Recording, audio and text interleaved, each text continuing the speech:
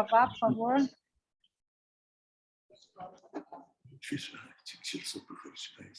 Bom dia, hoje é dia 10 de agosto de 2022. Nós temos o prazer de receber o Dr. Walter Garcia, de Porto Alegre. O Dr. Mário vai fazer a apresentação do Dr. Walter, para depois ele poder ministrar a aula dele aqui na nossa reunião de nefrologia do Hospital de Base de São José do Rio Preto. Bom dia, Dr. Walter, seja muito bem-vindo, e o Dr. Mário vai fazer a sua apresentação agora. Muito bom dia, Maria Alice. Muito obrigado pelo convite. Bom dia, então, Walter. O Dr. Walter Garcia é um privilégio nós podermos assistir essa aula dele. Ele é um dos renomados transplantadores do Brasil, bem antigo mesmo, talvez o mais antigo, e tem uma grande experiência em transplante, é um grande pioneiro no aspecto de divulgar o transplante. Vocês estavam vendo ele falando que ele está indo para Santarém, ele montou serviço, ajudou a desenvolver o serviço em Santarém, no Pará, em vários estados brasileiros, e tem uma contribuição muito grande, não só para o Brasil, como produção científica também. Então, é muito bom a gente sempre assistir às aulas do Dr. Walter, e ontem, se vocês tiveram oportunidade, ele moderou um webinar sobre financiamento do transplante no Brasil, que foi muito bom, e mostrou as dificuldades que o transplante brasileiro tem no momento. Então, vai ser muito bom vê-lo falar sobre a avaliação do potencial receptor do transplante. Walter, obrigado, a palavra é sua. Muito obrigado, Mário, pela gentileza. Fico muito agradecido pelo convite de vocês, é importante. Pena que essas coisas a gente ainda não pode ser presencial, mas vamos nos acostumando com essa tecnologia moderna. Vocês pediram que falar sobre a avaliação do potencial receptor do transplante renal. Eu não tenho conflitos de interesse nessa apresentação. O Mário, vocês estão vendo, eu conheço há muito tempo, já nos anos 80, nós visitando o registro do Opens lá na Alemanha, outros lugares, com os amigos. E se vocês observarem, o Mário está sempre com uma taça na mão. Eu fico com a taça para acompanhar o Mário, mas quem realmente bebe mais é o Mário. E aproveitar também, vocês veem a foto ali de cima, tem um grupo nosso que participou de um congresso em Gramado, depois a gente foi passear, e ali nesse grupo está o Sérgio e a Deise. Eu queria prestar minha homenagem ao Sérgio, que faleceu recentemente, um grande amigo nosso, grande companheiro.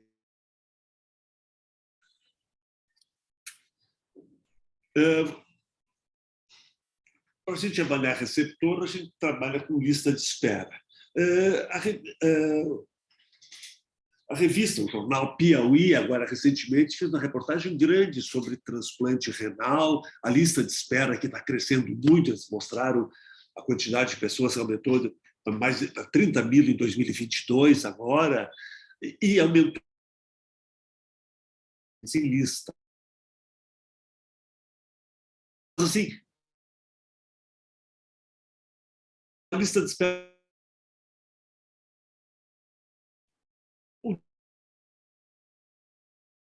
é óbvio, não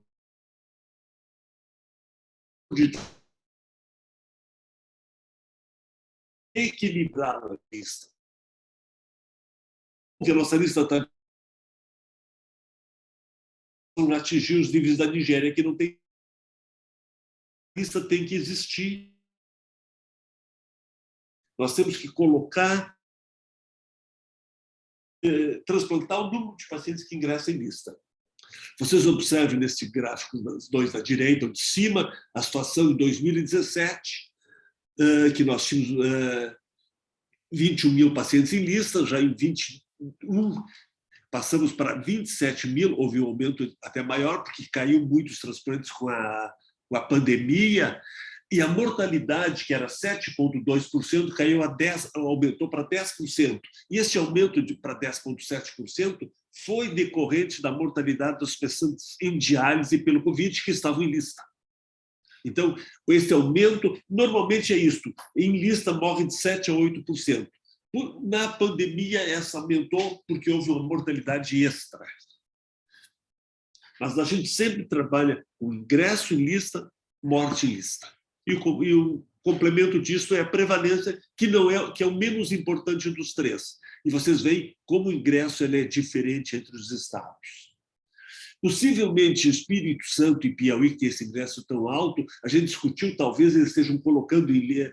Toda vez que um paciente sai de lista, ele retorna à lista, eles colocam como novo. Talvez seja essa a única explicação que a gente tem para ter um valor alto. São Paulo tem valor alto porque São Paulo recebe pacientes de outros estados. Então, São Paulo sempre ingressa mais pacientes do que se esperaria se fosse só a população de São Paulo.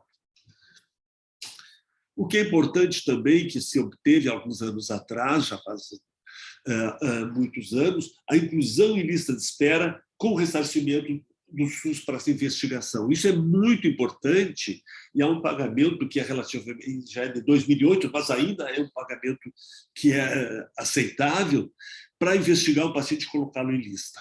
Mas o que acontece? E depois é um pagamento para cada 6 meses para alguns exames adicionais, que há muitos, ou talvez a maioria dos hospitais, não utilizam essa modalidade de cobrança. Então, quando a gente avalia o potencial receptor, a gente faz isso em módulos. A gente faz uma consulta no ambulatório de transplante e abre um protocolo desse paciente que vai colocar todos os dados. Nesta consulta inicial, a gente vê os exames mensais da diálise, solicita sorologia, bioquímica, hematologia e urina, faz 3 exames de imagem, eco, raio-x abdominal, raio-x de tórax, eletro, e solicita, se for mulher, uma avaliação por ginecologista e por avaliação do dentista também. Se necessário, avaliação de especialistas ou também uma investigação adicional, encaminha depois disso para o laboratório de imunologia para fazer HLA, a reatividade ao painel de 6 em 6 meses, e o soro para a lista. Aqui no Rio Grande do Sul a gente faz em 2 em 2 meses. Se passar de 3 meses, o programa tira de lista. Escreve na central de transplante com a assinatura do consentimento informado e reavalia esse paciente clínica laboratorialmente cada 6 meses, de acordo com nossa portaria. O serviço deve ter uma política de essa avaliação, que essa política pode ser liberal ou restritiva. E cada personagem pode ter uma visão que muda e que muitas vezes é parcial. Então, não pode ser a pessoa que avalia, que é o residente, eu não sei, mas ele tem que seguir a política do serviço, que pode ser bem liberal ou não. O transplante renal tem algumas particularidades. Dos órgãos que a gente transplanta, fígado, coração, pulmão, rim, ele é o único que tem um tratamento alternativo, que é a diálise. E o objetivo do transplante, então, diferente dos outros, que é salvar a vida, que se não fizer o transplante morre, ele busca prolongar a vida e melhorar a qualidade. E se não funcionar esse transplante, ou demorar para funcionar, ele tem uma muleta que é a diálise, que eu posso manter esse paciente um período em diálise, ou se o transplante não funcionou, continua em diálise. Ele tem um tempo de isquemia que é fria, o rim é muito mais resistente que os outros órgãos, ele aguenta até 48 horas se for um rim bom, jovem. E a alocação dele é por critérios imunológicos, não é por tempo, nem por gravidade, e uma particularidade, essa alocação é realizada após a remoção, diferente também dos demais órgãos, que eu tenho que saber qual é a equipe que vai transplantar o pulmão para essa equipe lá buscar o pulmão. O rim, um cirurgião de uma ópula, um cirurgião depende de cada lugar, retira e depois vai ver para onde que vai esse rim. Quem é que precisa fazer transplante renal? Precisa fazer transplante renal quem tem uma doença terminal dos rins, que tem vontade de realizar o transplante e que não tem a contraindicação. Essa doença terminal dos rins, no Brasil, a nossa portaria, o nosso regulamento de transplante diz que esse paciente, para ingressar em lista, ele tem que estar em diálise ou em tratamento conservador, com função renal abaixo de 10 ml por minuto, ou, se for criança ou tiver diabetes, uma função renal abaixo de 15 ml por minuto. A gente tem dificuldade de colocar esses pacientes em conservador, porque tem que mandar para Brasília e lá eles fazem esse ingresso. A gente não consegue colocar se não está em hemodiálise, mas a portaria permite isso. Outros países, o ingresso em lista é um pouco diferente. O Reino Unido é o mais liberal e mais correto. Quando há previsão de início de diálise em 6 meses, que para eles é a data da confecção da fístula, esse paciente é investigado para entrar em lista. Ele pode fazer um transplante pré-emptivo, como a gente faz em crianças no Brasil, basicamente, só em crianças. Na Nova Zelândia, quando a função renal for menor que 15 ml por minuto. E na Austrália, quando ingressa em diálise. Quando a gente fala das contraindicações, elas podem ser absolutas ou relativas. As absolutas podem ser definitivas ou temporárias. E muitas delas são temporais. E elas sempre devem ser médicas e nunca sociais ou econômicas. Algumas contraindicações temporais que foram contraindicações no passado e não são mais. O idoso acima de 70 anos, o latente menor de 2 anos ou de 10 quilos, o hepatopata grave com neoplasia no passado, HIV ou HTL, alterações psiquiátricas, déficit cognitivo, doença terminal em outro órgão, alguns anos atrás eram contraindicações, hoje não são mais. Tem uma doença hepática ou cardíaca ou pulmonar associada, transplanta os 2 órgãos. Então, as contraindicações definitivas são neoplasias ativas, doença grave incapacitante, expectativa de vida menor que 2 ou 3 anos, uma doença neurológica grave e progressiva, Alzheimer, por exemplo, ou uma doença psiquiátrica grave e irreversível. Eu coloquei isso um pouco mais claro, porque isso é muito discutível, poderia não ser uma contraindicação absoluta.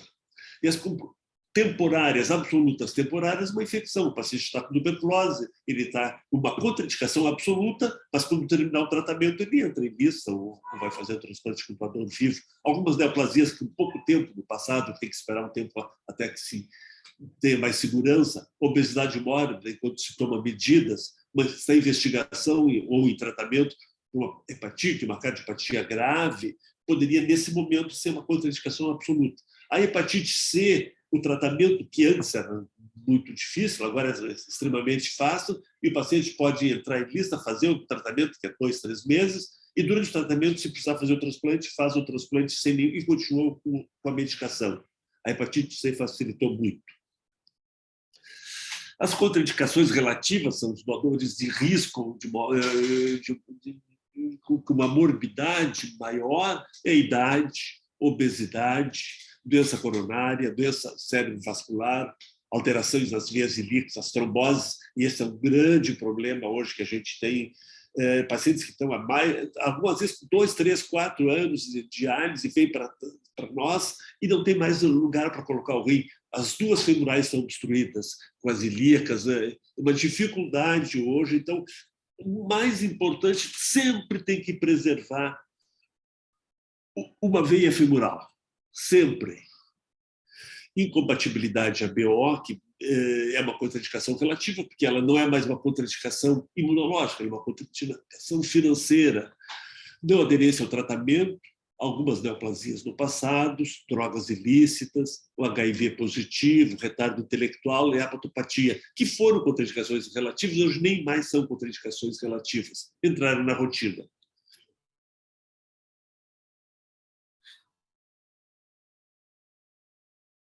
Câncer no passado, infecção prévia, doença cardiovascular, complicações gastrointestinais, não são contraindicações absolutas, mas eles aumentam o risco de morbidade no pós-transplante. Então, um paciente bulímico, ele tem algumas alternativas. Ele pode permanecer em diálise sem ingressar em lista, porque ele não quer fazer o transplante ou porque ele tem uma contraindicação ao transplante. Ele pode realizar o transplante com doador vivo. Ou ele pode ingressar em lista. Ingressando em lista, ele pode realizar o transplante aqui no Brasil com doador em morte encefálica apenas, que um doador ideal, ou um doador limítrofe, por critério expandido. Ou entrar em lista e, por vários motivos, permanecer em lista sem ser chamado para o transplante e falecer em lista. Então, hoje, vocês estão vendo aqui, 2022, esses são os dados que ainda não foram publicados, ainda deve estar saindo esta semana, de junho de 2022, e dados de 2019 pré-Covid. Nós precisamos fazer em torno de 70 transplantes renais por milhão de população para atingir a entrada e saída, o que ingressa em lista sai pelo transplante, seria 70 por milhão. Em 2019, a gente tinha feito 30 transplantes por milhão, 43% do que precisávamos. Agora, em junho, nós estamos fazendo 31%. Então, atendendo um terço da nossa necessidade. Então, a pandemia ainda tem essa consequência. Provavelmente, o segundo semestre, a gente vai chegar próximo aos 40%.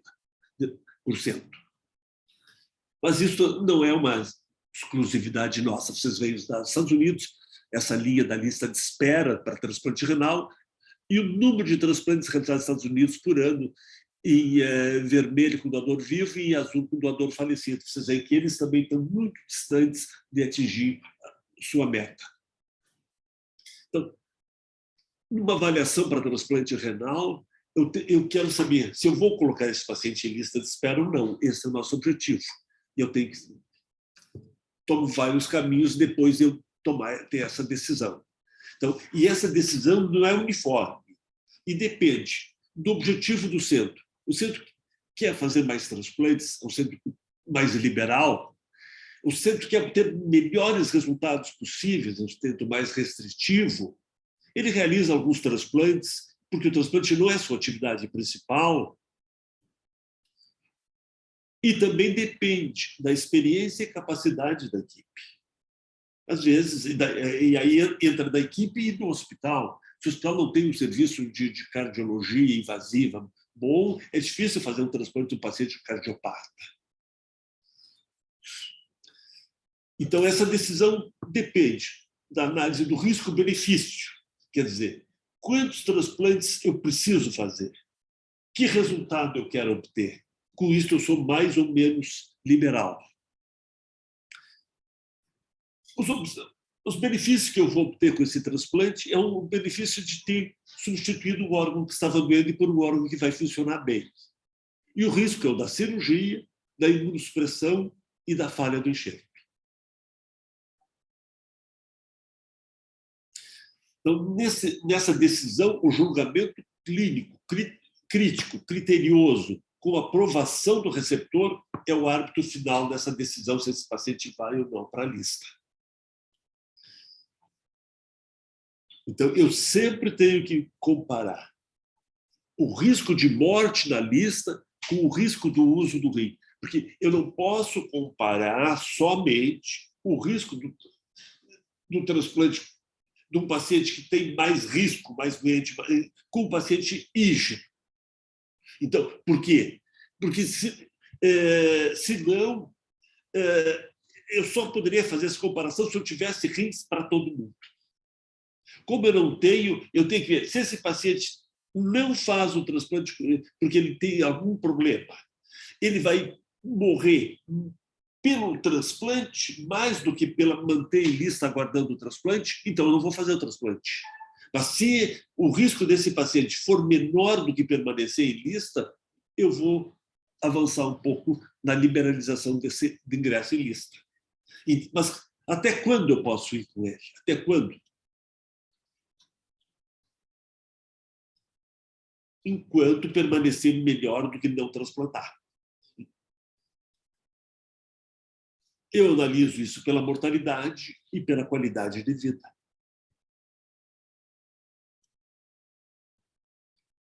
Então, e para informar o paciente, conversar com o paciente, quando é que o paciente vai ter que ter todas essas informações? Na consulta, onde ele é colocado em lista. Ele recebe todas as informações, assina que quer ingressar em lista, assina que aceita rim com determinadas características, e ao telefone, quando ele se oferece o rim ao paciente, ele vai ao hospital e assina que vai realizar o transplante com aquele rim oferecido. E o que se informa em resumo? Que o transplante não é uma cura, é uma forma de tratamento que, para a maioria dos pacientes, a maioria dos pacientes que fazem o transplante é melhor que a diálise. E que não existe risco zero no transplante, de falha do enxerto, de adquirir câncer, de adquirir infecção, de ter para-efeitos dos imunossupressores. Então, e o paciente tem que saber, além de suas condições de transplante, as condições do doador, do rim, do tempo de isquemia e do risco-benefício. Porque tanto a diálise quanto o transplante, eles são formas complementares e não competitivas. Analisando sobre o transplante, tem uma sobrevida mais prolongada, uma melhor sobrevida, uma melhor qualidade de vida, um custo bem menor para a sociedade, para o sistema público de saúde que a diálise. Mas ele não é para todos os pacientes. É para 30%, 40% dos pacientes que estão em diálise e para 50%, 60% dos pacientes que ingressam na diálise. Esse estudo foi o primeiro estudo grande, é um estudo já do início dos anos 90, nos Estados Unidos, que mostrou realmente que o transplante ele tem uma sobrevida, uma vida média, melhor do que a lista de espera. Tanto o transplante com doador ideal, quanto o transplante com doador limítrofe. Tu aumenta a sobrevida do paciente mesmo fazendo transplante com doador limítrofe. A vida média, então, do paciente em lista de espera era 15 anos, passou para 20 anos com o transplante com doador limítrofe e para 28 com o transplante com doador ideal ou tradicional. Ou, ao contrário, a mortalidade anual cai de 6,3 para 4,7 e para 3,3 se for um transplante com doador ideal. No Brasil, a gente tem uma mortalidade global em torno de 20%, 18% a 20%, agora no ano passado aumentou por causa da Covid, mas trabalha com 18% a 20% da mortalidade em diálise, mas essa não vale, vale a mortalidade dos que estão em lista. São os que têm melhores condições e foram avaliados de forma igual aos que fizeram o transplante. Esta é a mortalidade, então. Eu tenho que ter uma mortalidade no receptor em 3 anos menor que 20%. Se eu tiver uma mortalidade acima de 20% em 3 anos, é porque eu não estou beneficiando o paciente. Eu tenho que mudar meus critérios. E a qualidade de vida, essa é mais fácil de observar. Vocês veem os pacientes em diálise, com toda a dificuldade, tendo que 3 vezes por semana, ou 5, 6 vezes por semana, ficar 2 horas ou 4 horas fazendo um tratamento. E com o transplante eles têm uma qualidade de vida melhor, voltam a ter uma vida social, poderiam ter trabalho com mais dificuldade de conseguir um emprego, melhor atividade sexual, um lazer, podem viajar. E o custo aqui do Brasil, só o custo do pagamento da diálise e do pagamento do transplante, sem colocar as intercorrências dos dois procedimentos. No primeiro ano, o transplante é mais caro que a hemodiálise e que a diálise peritoneal, que é um pouquinho mais cara que a hemo, mas em 5 anos já é quase a metade do valor o transplante comparado com a diálise ou com a peritoneal ou hemodiálise. Então, o receptor tem benefícios com o transplante e ele pode correr um risco aceitável. Então, os critérios de aceitação dependem da situação clínica do receptor, da experiência do centro, da necessidade ou desejo do receptor, e são menos rígidos que para o doador. Um doador uma pessoa que vai doar o rim, ele tem que estar absolutamente sadio e eu não posso correr risco com ele. O risco tem que ser o mínimo possível. O receptor pode correr um risco porque ele vai ter um benefício.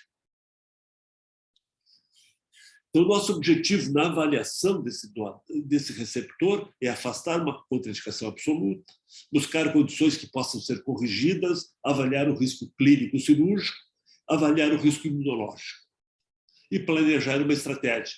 Eu posso tomar medidas antes do transplante, após o transplante, ou modificar um esquema imunossupressor. Então, quem é que avalia? A avaliação é da equipe de transplante, não é da equipe de diálise. A equipe de diálise encaminha os pacientes. Quem vai definir se tem contraindicação, a não ser que seja uma contraindicação absoluta, conhecida, paciente com neoplasia, paciente com 95, 100 anos, sei lá. alguma coisa que realmente contraindique, senão ele é avaliado pela equipe de transplante. E, de preferência, com nefrologista e enfermeira específicos do pré-transplante. O ideal seria que essa pessoa cada vez mais atuando com esses pacientes, conhecendo esses pacientes, avaliados no ambulatório de transplante e avaliação por módulos, como vocês podem ver aqui. 5 módulos. Primeiro módulo, a consulta faz os exames da diálise, a bioquímica, a sorologia, que já tinha mostrado para vocês, faz a avaliação com o especialista, traz os exames, se está tudo em ordem, já vai para a Imune fazer coletar sangue para a Imune, já para entrar em lista. Se precisa especialista ou investigação adicional, aí que tranca um pouco, pode levar semanas ou até meses, tem que fazer alguma cirurgia cardíaca, tem que fazer não sei o quê, isso pode demorar, mas provavelmente 40%, 50% deles, com esta investigação inicial, já pode ingressar em lista. Os demais vão tendo que fazer as avaliações adicionais.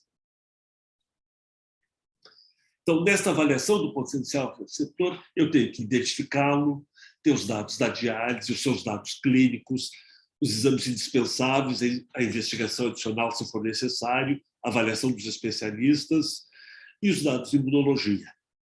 Eu coloquei ali grupo ABO, confirmado, anexado. O grupo ABO é fundamental, porque volta e meia pode acontecer em qualquer lugar do mundo, acontecer de errar o grupo de ABO. E isso tem que ter...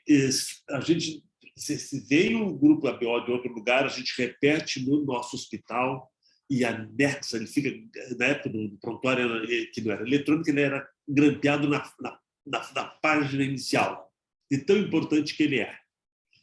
E a gente sempre tem a data da primeira consulta e a data do ingresso. Isso nos dá o nosso tempo médio para o paciente ingressar em lista. Ele não pode levar 2, 3, 4 anos para entrar em lista. Então, nessa identificação, são os dados de identificação dele que vocês estão vendo aqui. Os dados da diálise são muito importantes. Ele está em hemodiálise, ele está em diálise peritoneal, que é o médico, aonde que ele faz, quais são os horários da diálise, porque às vezes é o horário que a gente possa ser chamado para o transplante. Então, a gente já liga direto para a hemodiálise, vê se dá para fazer sem heparina, qual é o acesso que ele tem, se já usou outros acessos, que medicações estão usando.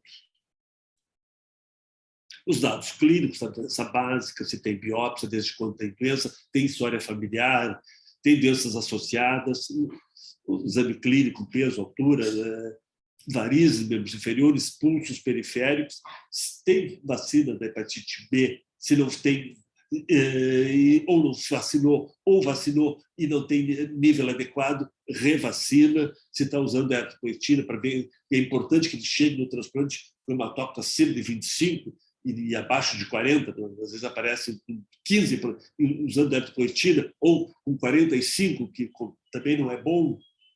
E os outros dados também que vocês de história, diurese, câncer, todos têm que ser perguntados e colocados. É um checklist.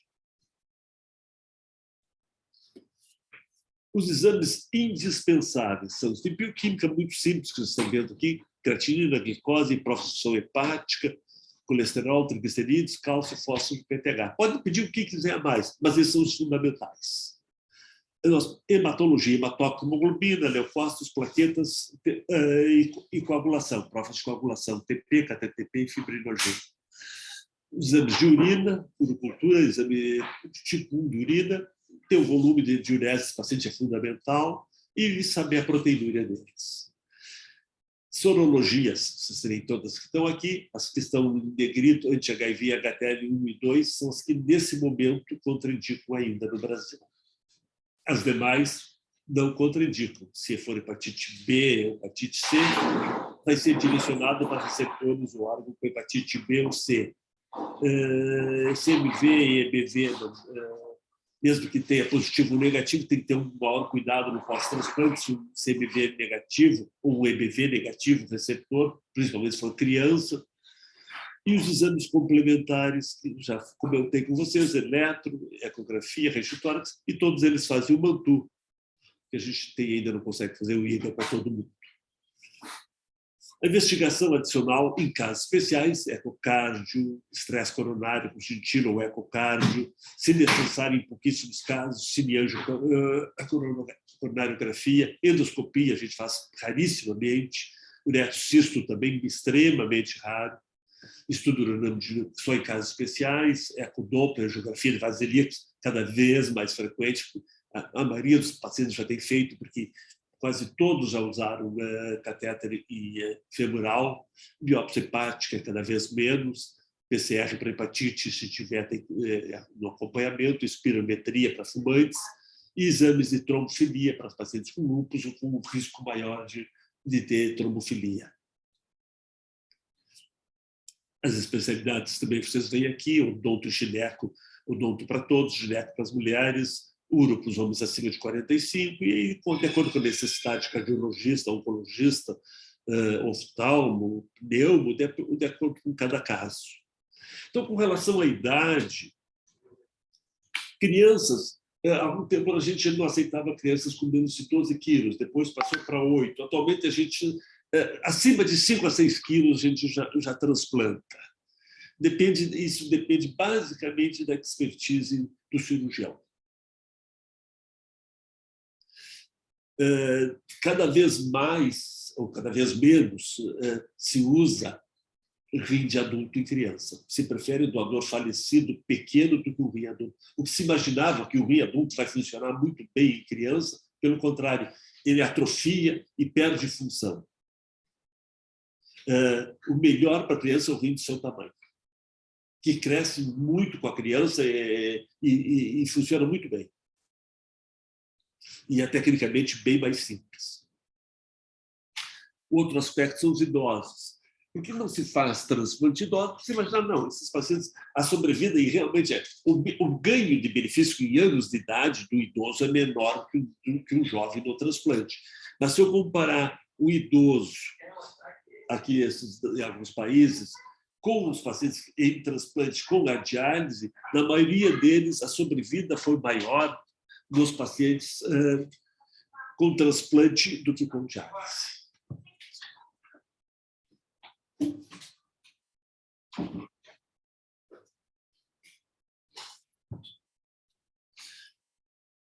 Com relação aos idosos, nós da Santa Casa fomos liberalizando com o tempo. Até 1986, acima de 65 anos, nós não transplantávamos. Depois, em 87 a 2002, a gente passou para 70. 2003 a 2009, 75. A partir de 2010, nós não temos uma idade limite definida, depende de cada caso. Mas a gente sabe disso.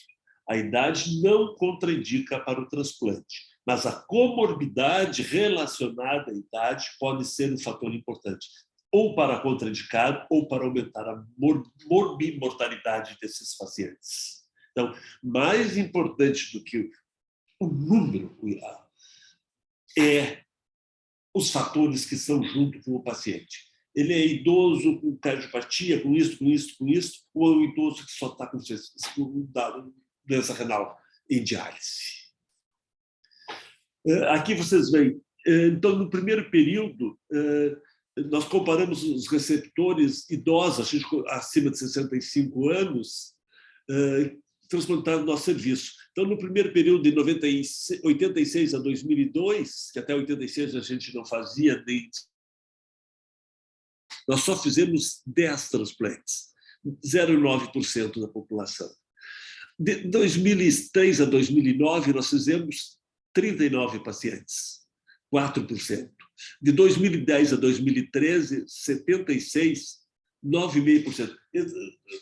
O Roger está analisando agora os dados até junho de 2022, ele vai me entregar, mas vai dar em torno de 15% a 16% de idosos sobrevida.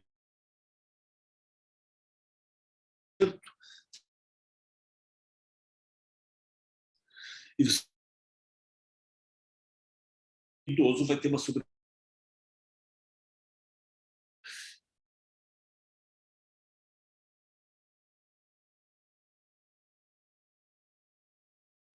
Eles vieram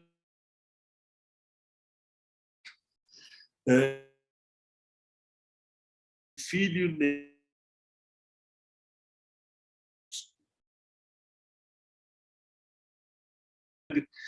e lá na diálise o pessoal falou para ela, dá para precisar de transplante. Então ela falou com o filho e o neto, ela foi lá conversar comigo. E eu perguntei para ela, como é que a senhora está? Estou muito bem, ela muito bem disposta, estava na cadeira de rodas, muito bem disposta, lúcida. Gosto da diálise, eu adoro a diálise, doutor, adoro. Por quê? Por que ela gosta da diálise? Porque ela mora num lar que tem pouco movimento, e lá na diálise ela toma chá, conversa sobre a novela, tem uma vida de relação, uma vida social. Aí eu expliquei para ela, olha, se a senhora fizer o transplante der certo, a senhora vai perder isso. Pensa bem. No outro dia, o filho ligou que ela não queria fazer transplante. Estava bem em diálise. Esse rapaz, o seu João Tavares, eu perguntei aí para ele a mesma situação, ele com a filha. Gosta, detesto, mas eu tenho que fazer porque eu não quero morrer, doutor. Não quero morrer, eu tenho um netinho, eu tenho uma caminhonete, o netinho mora... é longe, a mais de 100 quilômetros, eu só posso ir de vez em quando, tem que fazer diálise 3 vezes por semana, doutor. Então, eu queria ver se desse para mim fazer um transplante, para mim ficar um pouco de tempo com o meu netinho. Ele tinha 86 anos. Então, eu mandei ele avaliar. Ele fez a avaliação, em março ele entrou em lista. Em julho ele fez 87 anos e em agosto ele transplantou, de 2012. E recebeu o rim de uma criança de 72 anos. Agora, esta é uma foto dele de dezembro de 2021. Ele estava com 96 anos e crescia de 1 em 1. Ele agora, em julho, ele fez 97 anos e quando ele voltar agora aqui, eu vou pedir para bater outra foto dele. Está muito bem, lúcido e tal. E vocês veem, ele tá tem uma muletazinha ali para poder andar melhor, mas está muito bem, feliz. Então, cada caso é um caso. Então, na avaliação pré-transplante do idoso, nós temos que fazer rastreamento para neoplasia, que é importante, e para doença cardiovascular, que eles têm risco maior dessas duas patologias. Outras situações de obesidade, índice de massa corporal menor que 30, sem problema, entre 30 a 40 deve diminuir o peso e avaliar caso a caso. Acima de 40, nós recomendamos evitar o transplante ou, excepcionalmente, até rediscutir, mas evitar e tomar medidas para que se perca peso e se melhore esse índice de massa corporal. Os fatores de risco de comportamento, drogas ilícitas, alcoolismo e fumante, no passado isso é irrelevante. Atual, medidas para reversão, avaliar caso a caso, e em alguns casos, drogas ilícitas muito graves se contraindicam o transplante. Doença básica, diabetes, tem que ser bem avaliado, tem risco, então esses às vezes tem que fazer avaliação cardiológica mais agressiva, com ecocardiocitilo, em alguns poucos casos com cateterismo cardíaco, se for necessário. E sempre avaliamos os vasos ilíacos deles, com ecodoppler ou às vezes até com anjo. Uropatia obstrutiva, se tiver uma bexiga neurogênica, tem que fazer um estudo urodinâmico e que pode, muitas vezes, necessitar correção cirúrgica antes do transplante. Algumas doenças, tipo GES, síndrome urêmica, oxalose, nefropatia IgA, glomerulonefrite mesangial capilar tipo 2, e a nefropatia diabética menos, podem recorrer. A mais importante delas é a GES, é mais frequente que as demais e tem 30% de risco de recidiva no primeiro transplante, que vai até 50% no segundo. Ele não contraindica o transplante com doador vivo falecido, apesar de uma certa discordância na literatura, mas assim, se recidivar, nós usamos rituximab como primeira escolha e, se não responde, usamos plasmaferese. E aí evita um retransplante com doador vivo. A síndrome urêmica típica não contraindica e atípica, esses casos devem ser transplantados em centro de experiência com essa condição e com medicações disponíveis, como os imab, se for necessário usar em alguns casos. Oxalose, às vezes tem que fazer transplante duplo, agora está saindo uma medicação nova, que é 3 milhões de reais. Então, tudo é difícil. A nefropatia IgA recorre muito frequentemente, mas as consequências vão ser muito tardias, então não chega a ser um problema tão grave. É a granulofito mesanjo capilar, que recorre mais frequência, ela tem uma incidência muito pequena, o N é muito pequeno de pacientes. A nefropatia diabética, isso não chega a ser um problema. Mas a recidiva é responsável por torno de 5% de todas as perdas do enxerto. As doenças infecciosas, nós temos o HIV, que hoje a gente pode fazer o transplante sem nenhum problema, desde que ele esteja usando os antirretrovirais, tem uma carga viral indetectável nos últimos 3 meses, contagem de CD4 boa, acima de 200 nos últimos 6 meses, e que não tem tido infecções oportunísticas. Ele é um HIV e não uma AIDS. O que é interessante é que nós temos que discutir no Brasil, e no novo regulamento que deve sair o ano que vem, o uso dos rins desse doador com HIV em receptores com HIV aqui no Brasil, em casos especiais bem analisados. Em alguns países isso já está sendo feito com relativo sucesso. O que é interessante é que eles não têm um risco maior. O risco maior deles não é de adquirir mais infecções. O risco maior deles é de rejeição. Com relação às hepatites,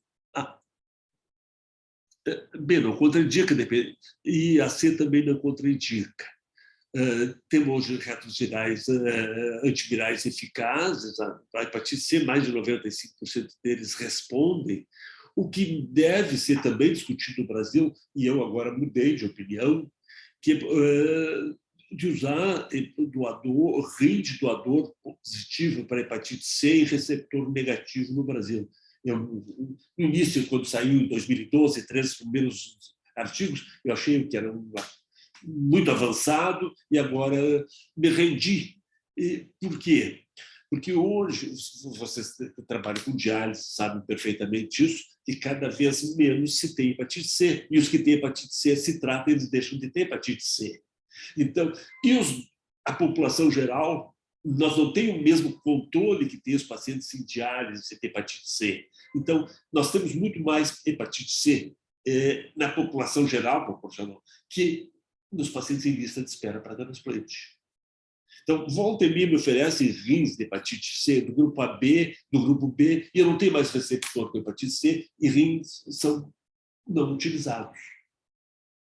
Então, eu poderia usar um paciente que não tem hepatite. Quando se começou a usar nos Estados Unidos, se usava o rim desse paciente que não tinha hepatite, 2, 3, 4, 5 dias, mas depois ele fazia hepatite, e eles tratavam por 2, 3 meses com essas drogas novas.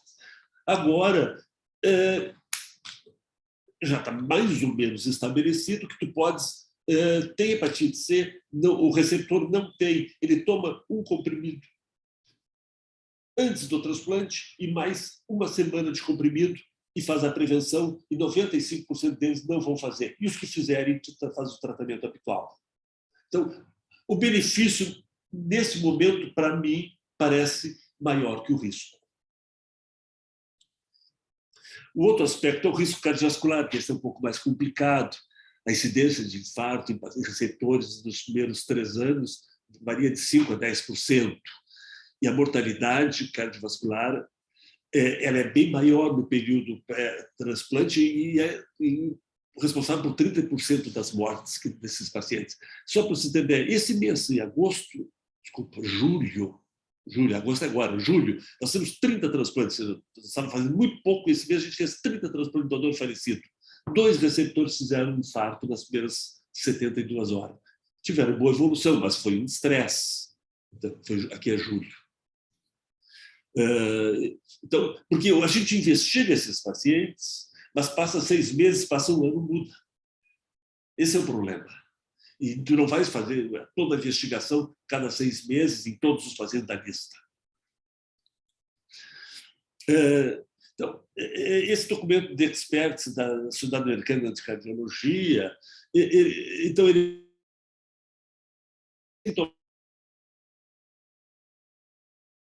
de risco que vocês estão vendo, cardiovasculares, devem fazer os testes não invasivos. Essa é a sugestão deles. Nos que têm doença cardíaca ativa, quer dizer, síndrome coronária instável, tem insuficiência cardíaca, arritmia, valvulopatia, esses pacientes têm uma alta taxa de mortalidade perioperatória e a cirurgia deve ser retardada ou contraindicada se esses não forem resolvidos. Mas esses dados, eu vou identificar essa doença cardíaca ativa com a história e exame físico eletro. Então, eles sugerem pacientes assintomáticos de baixo risco, só história e exame físico, eletro e raio-x de tórax. Pacientes assintomáticos de alto risco, eles sugerem ecocardiografia e eletroesforço. O eletroesforço, quem trabalha com isso sabe que esses pacientes não conseguem fazer esse eletro. O eletro não vai nos dar o resultado adequado, vai ser inconclusivo. Se tiver o teste inconclusivo ou positivo, cintilografia com talho ou ecocardio. A gente acha que essa já tem que entrar no lugar do eletroesforço. E se o teste de estresse for anormal, aí iria para uma síndrome coronária. O cardíaco recomenda que todos os candidatos a transplante sejam avaliados para fatores de risco. São esses fatores que vocês estão vendo aqui. Sugere que candidatos com baixo risco clínico não necessitam de testes de estresse para doença da artéria coronária. Sugere que candidatos a transplante com moderado ou alto risco devem realizar o teste de estresse. Parecido com o anterior, só que eles são mais claros. Não adianta fazer eletroesforço, o que a gente tem observado também, a gente não tem feito. E então faz os testes de estresse se tem os riscos cardiovasculares. Mas o que é importante, não há nenhuma evidência ainda no momento sugerindo que uma revascularização de pacientes assintomáticos para a doença da artéria coronária tenha melhor resultado no pós-transplante do que não fazer a revascularização. Então, fica essa dúvida, investiga, mas se está assintomático, qual é a medida que eu vou tomar? Vou fazer essa revascularização que não vai melhorar a sobrevida a longo prazo ou não vou fazer? Também é fortemente recomendado parar de fumar, a usar beta-bloqueadores no pré-operatória, principalmente pacientes com maior risco cardiovascular, aspirina em baixa dose não é contraindicada e pode ser continuada. As doenças gastrointestinais, não há necessidade de investigar em pacientes assintomáticos doença diverticular, doença péptica ou cálculo de vesícula. Aquilo que a gente fazia há 20 anos atrás, endoscopia em todos os pacientes em lista, isso caiu, a gente faz muito pouco. Neoplasias ativas não controladas contraindicam o transplante, e no passado deve-se aguardar para fazer esse transplante. Aguardar quanto? Nada, 2 anos, 5 anos. Normalmente se baseia numa possibilidade, se ele tem uma possibilidade de sobrevida de 80% em 5 anos, já foi o tempo suficiente, já pode fazer o transplante. Esse é um critério, mas aí tem que ver com o oncologista esta patologia, nesse estágio, com esse tratamento, qual é a previsão. Basicamente é isso aqui, assim, desnecessário aguarda 2 anos, aguarda 5, como regra geral. Mas talvez o melhor seja avaliar caso a caso e discutir com o oncologista e com o paciente. Eu lembro, alguns anos atrás, me procurou uma senhora do Rio de Janeiro, do Espírito Santo, eu acho, que os médicos não quiseram fazer o transplante porque ela teve um câncer de mama importante, fez quimioterapia, tudo há 2 anos, que ela queria fazer o transplante, que a irmã queria doar ruim para ela. E ela não queria fazer isso, ela veio aqui, conversou comigo, e eu disse, olha, a senhora tem que esperar pelo menos 5 anos, é muito risco, nós não fazemos.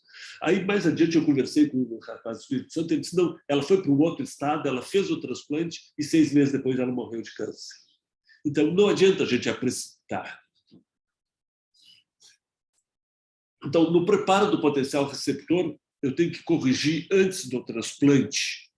Lesão coronária, se for importante, problemas dentários, isso é fundamental. Eu tenho que fazer profilaxia após o transplante, se tiver manto positivo, se CMV é positivo, receptor negativo, ou pelo menos preemptivo. Doador anti-HCV positivo, receptor negativo, que a gente ainda não faz, mas se fizesse, teria que fazer profilaxia. Individualizar a imunossupressão em casos de câncer no passado, talvez o sirulimo ou o everolimo poderiam ser benéficos, Pacientes EBV negativo com doador EBV positivo, talvez também a mesma situação de usar esse inibidor da TOR.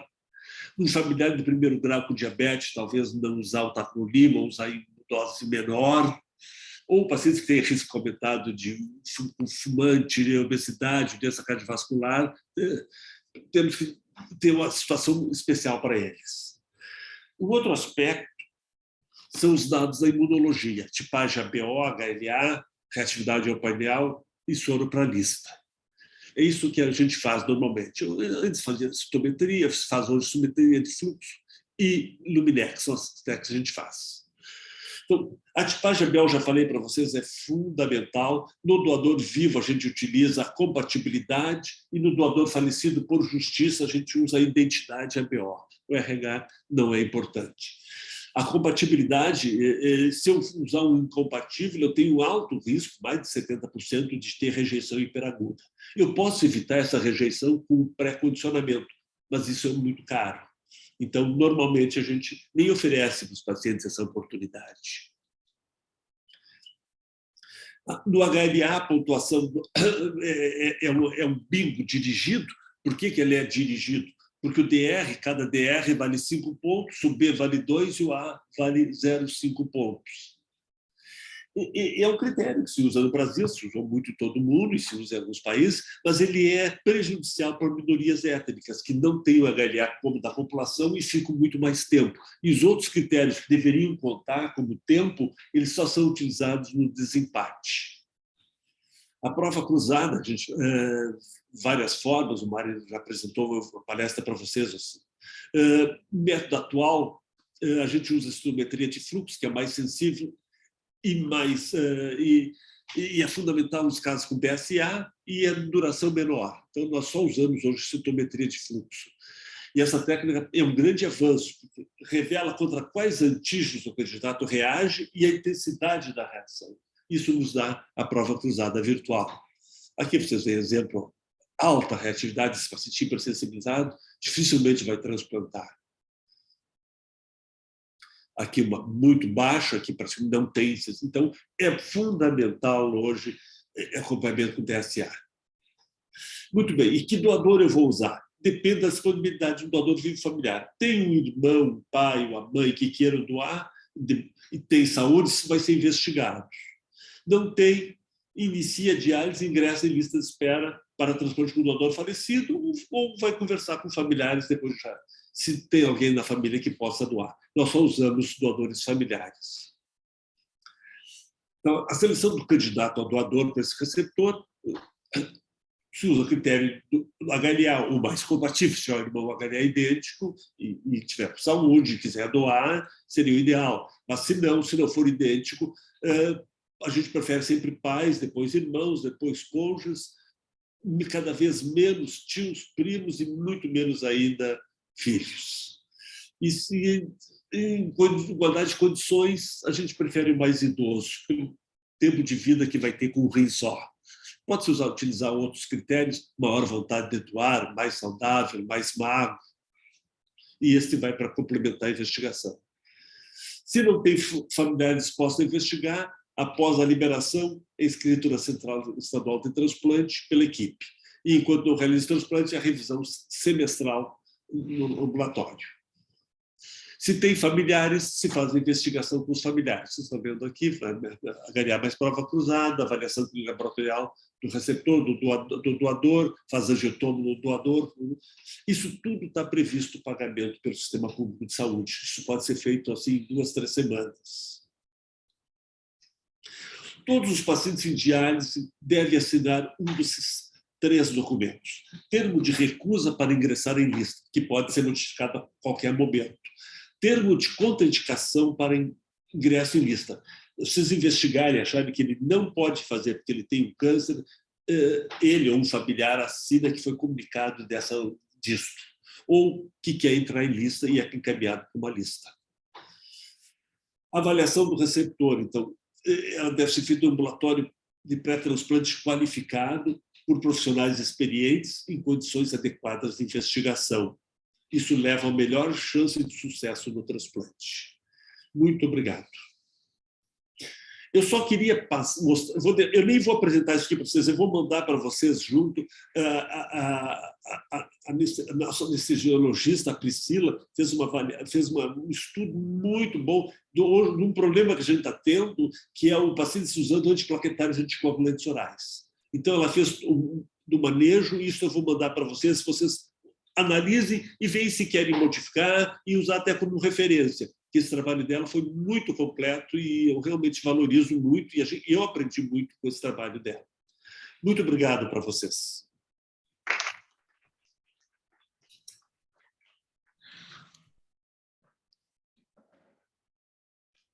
Muito obrigada, Dr. Walter, sempre uma excelente apresentação, sempre brilhante, né? A gente aprende sempre muito. Aqui tem uma pergunta, pacientes que tiveram COVID, faz tomografia de tórax antes da inscrição? Os receptores. Os receptores. É uma boa pergunta. Seria interessante, se tu tiveres oportunidade de fazer, sim. Agora, se ele está completamente assintomático, pode até fazer uma espirometria, está normal, não vai te... Porque, assim, provavelmente, se ele tiver uma espirometria boa e eu fizer uma tomografia e tiver alguma alteração, é muito provável que eu não vá contraindicar o transplante. Certo. Mas só para me dar uma ideia do que está acontecendo, para me confundir no pós-transplante. Perfeito. Eu tive uma dúvida o ano passado, de um paciente, um receptor HIV positivo, faz diálise, ele ficou alguns anos, ele não queria fazer o transplante, agora ele me procurou ano passado e eu fiz a endoscopia ainda. E veio um tumor neuroendócrino, numa lesão. Eu fiz essa pergunta e a resposta foi muito pouca resposta quase obtive. Tem alguma experiência com isso? Vamos de novo. Ele fez que exame ele fez? Uma endoscopia. Uma endoscopia. Ele tinha um sintoma ou não tinha nada? Ele tinha queimação gástrica, ele só referia a queimação, fez a endoscopia e tinha uma lesão, um tumor neuroendócrino, que veio como laudo. Ele tratou, ele está em tratamento? Não, foi retirada essa lesão e não foi indicado nenhum outro tratamento pelo oncologista. E a minha dúvida, eu não li nada, não consegui achar nada a respeito de tumor neuroendócrino. A oncologista falou, olha, eu também não sei muito a respeito de transplante, mas eu acredito que não tem problema mais nenhum. Eu vou dizer, eu acompanhei dois. Teve em Santa Catarina um caso do doador falecido e que os dois receptores tiveram tumor neuroendócrino, acabaram falecendo. Isso faz 20 anos, mais de 20 anos. Era no caso do doador. E eu tive um doador, era irmão, até ganhei idêntico de uma moça. Ele doou o rim para a moça, ele morava na Palestina. Uns 6 meses depois, ele começou com sintomas gastrointestinais e ele tinha um tumor neuroendócrino. E ele tirou, e aquilo voltava. Naquela época, eu acho que usava esse inibidor da TOR, usou um período, eu acho, e acabou, depois, então, acho que uns 15 anos, ele faleceu do tumor. Eu acho que tem que ver com alguém, o oncologista que acompanhou, fazer uma revisão assim, e para ver qual é o tempo que tem que esperar. Se tem que esperar 1 ano, 6 meses, 5 anos, nesse momento eu não saberia te dizer, mas eu acho que tem que ser visto bem. Eu não colocaria ele em lista nesse momento sem ter uma base. Sempre tu vai achar na literatura. Tu procurar, tu vai achar. É importante. Eu perguntei, inclusive, no Nefrol, e fiz a pergunta e tive uma única resposta, que era para aguardar um pouco e rever e ver com o oncologista. O oncologista falou, está liberado. Então, faz o seguinte, tu pede para ele mandar um laudo. Tá. Assim, porque tu não tens este conhecimento, então tu não tem como liberar ou não liberar. Se ele... Porque aí, então, no momento que tu pedes o laudo, ele vai reavaliar bem. Certo. Perfeito. Mário, você pergunta? Horácio? Eu vou te dar um exemplo que aconteceu. Duas irmãs, até a moça que fazia diálise era prima irmã da nossa farmacêutica. Ela estava em lista, pessoas de bom nível socioeconômico, diferenciados, o marido advogado. A irmã queria doar o rim para ela. E a irmã era galinha idêntica.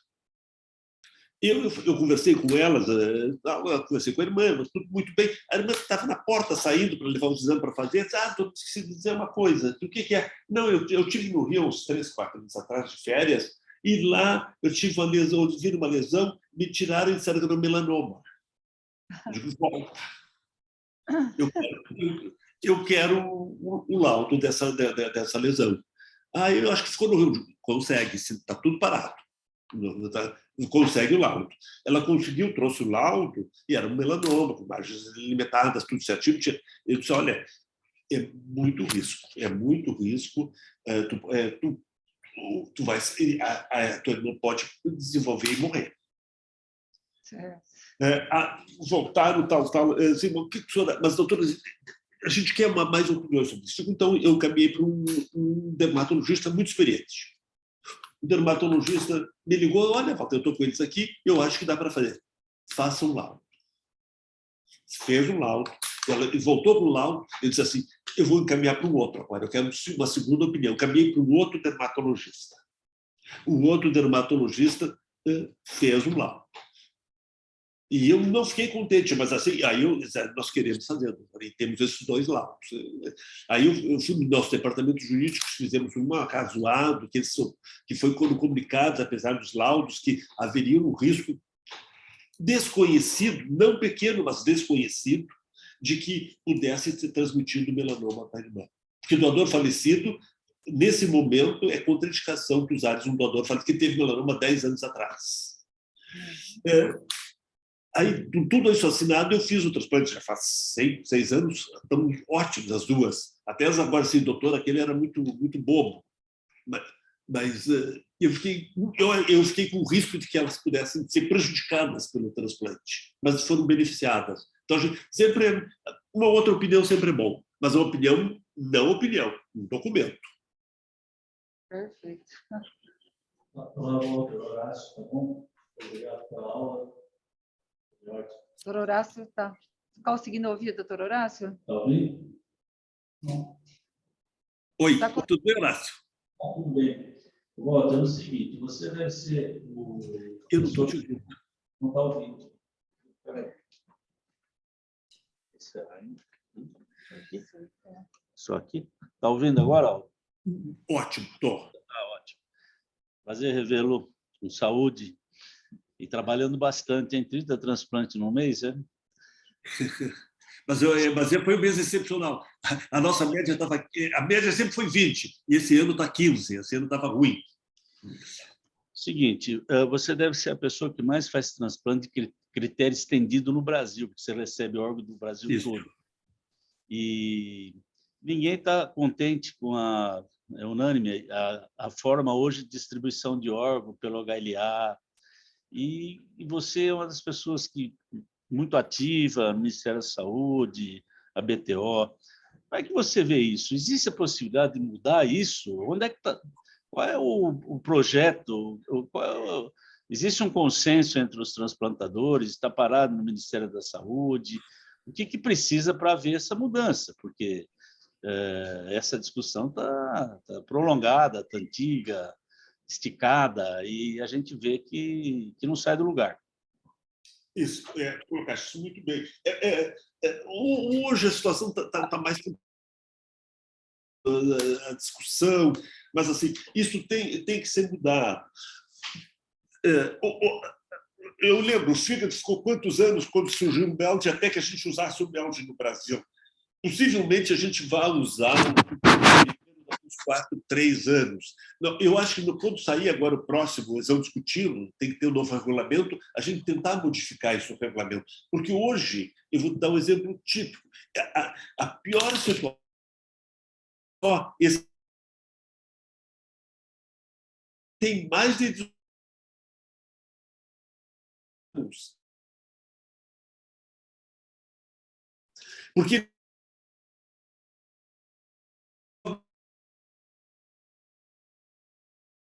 anos. E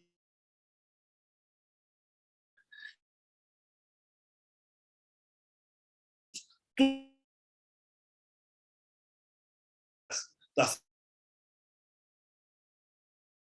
igual. Eu sempre brinco, se eu entrar em lista, eu vou fazer muito antes que o meu filho.